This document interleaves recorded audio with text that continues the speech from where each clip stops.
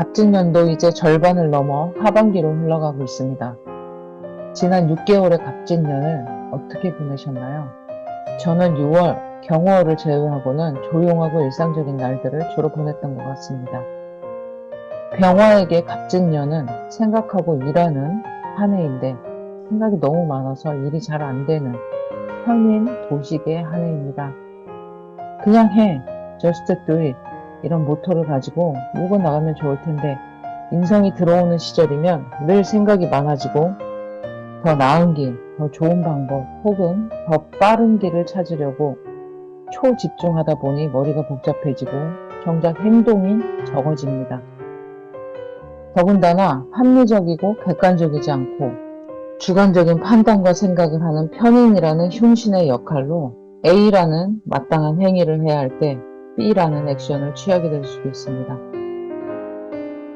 행위라는 것은 머리에서 출발하여 나온 결과물이니까요. 그게 딱 편인 도식의 형상이고 물상이고 실제 상황입니다. 그래서 편인 도식을 명리해서 그렇게 부정적인 것으로 부르시는 것이죠.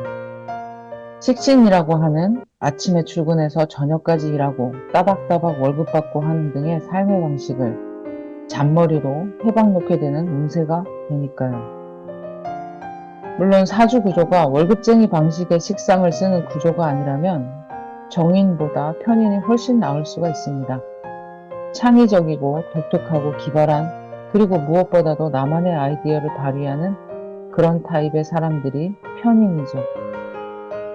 식상이 강하면 편인이나 정인 눈에 이런 경향이 줄어듭니다. 하지만 분명히 없던 편인 글자가 들어오게 되면 혹은 인성이 강해지게 되면 이런 현실에서의 일들이 눈앞에 펼쳐지게 되죠. 편인들을 자주 만나게 되고요. 그들도 나를 독특하다고 생각하고 나도 그들을 특이하게 봅니다. 전 세계 모든 사람들에게 천간에 갑경충이 일어나는 6월, 경호월을 어떻게 보내셨나요?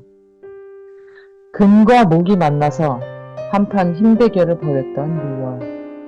금과 목이 만나면 정신적으로 혼란을 겪을 수 있습니다. 신체적으로도 관절이나 뼈와 관련된 이슈가 발생할 수도 있죠. 목의 기운은 두뇌, 신경을 담당하고 금이 그것을 치게 되면 여러 가지 안 좋겠죠.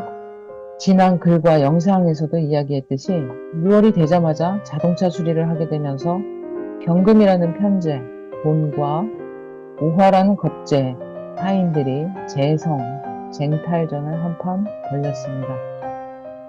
그리고 한 열흘 뒤에 집 이사 때문에 근처 부동산 A와 B의 집을 내놨는데 약간 친분이 있던 A 부동산 사장이 B 부동산 자기가 싫어하는 줄 알면서 왜 그곳에 집을 내놨느냐 하며 선을 넘는 말로 또다시 편재와 겁재가 요동치는 것을 경험했습니다. 내 소중한 재성에 겁재가 월권을 하는 것이었고 겁재들이 편재를 두고 쟁탈전을 벌이는 쟁제가 그대로 6월 한 달 동안 벌어진 것입니다. 정말 신기하죠? 아마 명리를 알지 못하는 사람들이라면 이번 달은 왜 이러나 했을 것입니다. 항상 월별로 그달의 어떤 조짐과 예상을 올리는데 4월, 5월의 시간은 조용하고 평이하게 지나갈 것이고 준비하는 기간이라고 계속 이야기했습니다.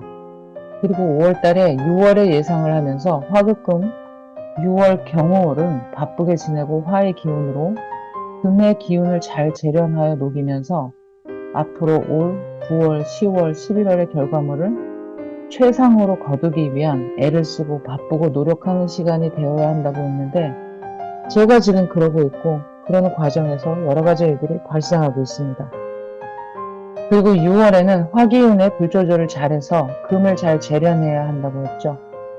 7월, 12월에는 더 섬세하게 화의 기운을 조절해서 마지막 디테일을 잘해야만 한다고도 했습니다. 저는 지금 이사가 가장 큰 이슈이며 신경이 그곳으로 모두 집중된 상태입니다. 경호월에 들어온 편재, 경금을 오화라는 겁재들, 그러니까 새로 만난 부동산, 거래처들의 도움을 받아서 잘 재련하고 노력한다라고 할 수 있죠. 7월 12월도 신금이라는 날카롭고 예리한 금의 기운이 들어오니 목의 기운을 소중하게 쓰는 사주는 예민해지고 날카롭고 신경과민까지 있을 수 있습니다. 미라는 뜨겁고 건조한 토의 기운과 함께 찾아온 신이라는 금의 기운이 막강한 힘을 발휘하지는 못합니다.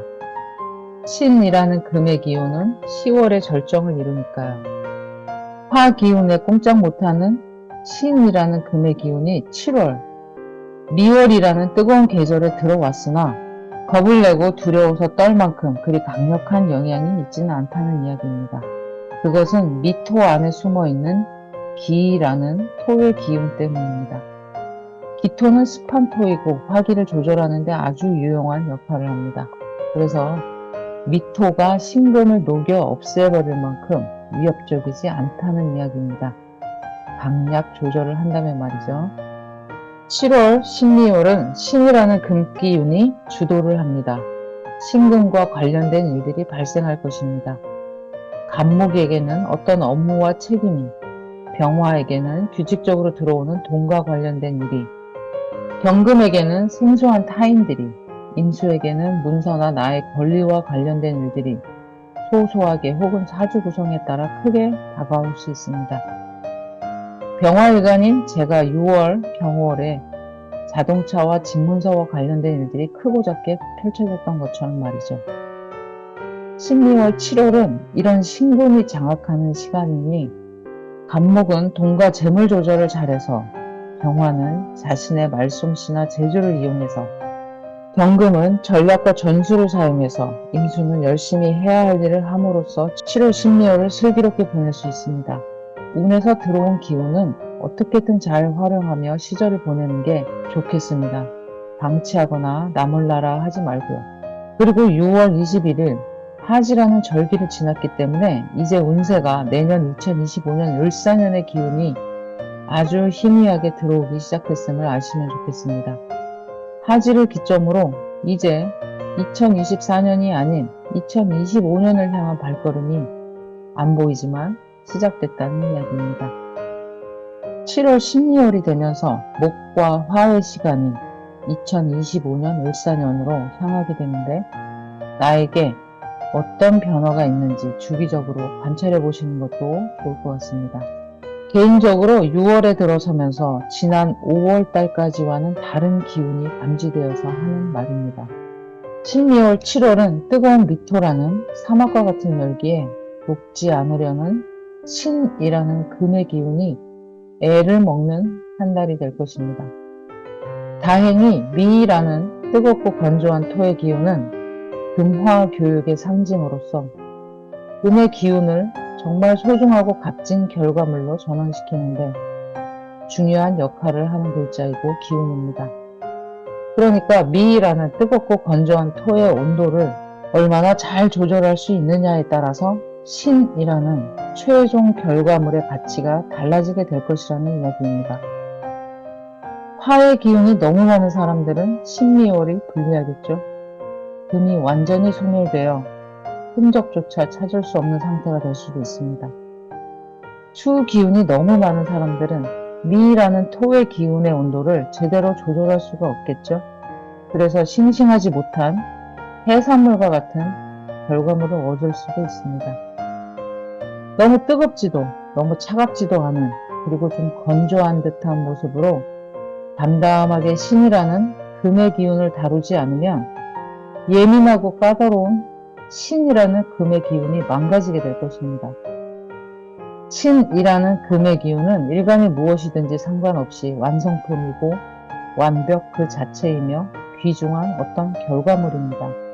어떤 이에게는 이 귀중한 결과물을 만드는 과정이 자신을 도리어 해치는 것으로 나타날 수도 있고 어떤 이에게는 이 귀중한 결과물을 너무 소중하게 여겨서 오히려 망가뜨리게 될 수도 있고 어떤 이는 이 가치조차 알지 못하고 쓰레기 취급을 해버릴 수도 있습니다. 하나의 대상을 가지고도 이렇게 다양하게 반응하고 결과물이 나오는 것은 삶이 상대성을 기본 바탕으로 하고 있기 때문이죠. 너무나 주관적인 그리고 편견이 그리고 편향됨이 심한 인생살이라는 이야기입니다. 그러니 여러분 자신에게 맞는 삶의 방식을 찾으시길 바랍니다.